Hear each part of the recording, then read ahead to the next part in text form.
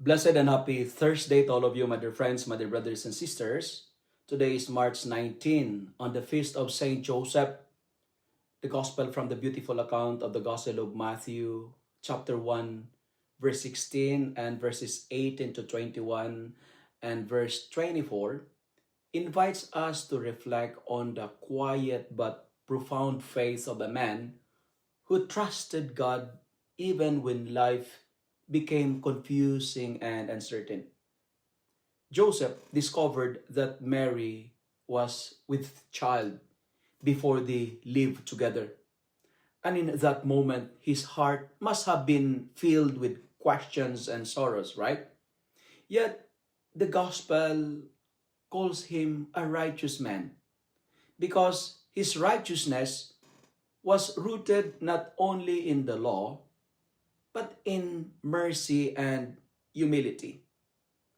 When angel revealed in a dream that the child was conceived through the Holy Spirit and that the child would be Jesus Christ who would save his people from their sins, Joseph did not resist or demand explanation. He simply obeyed and took Mary into his home. Joseph teaches us that faith is often lived not in grand speeches, but in silent trust and faithful action. On this feast day of Saint Joseph, his life reminds us that when God's plan interrupt our own, the path of holiness is to listen, to trust, and respond with courage even when the future is unclear.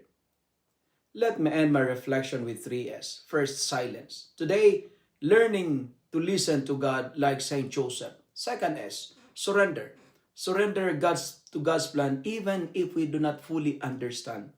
And third S, service. Faithfully fulfilling our mission, the mission of God entrust to us each day.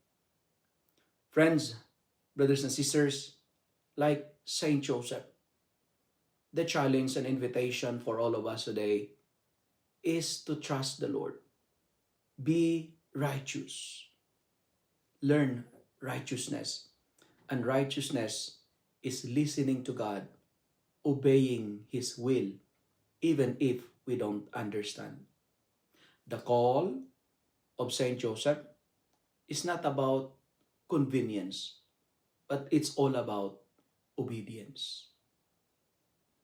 If you love and like this reflection, kindly share it with your friends, share it with your family, make the Word of God viral so that many will be blessed.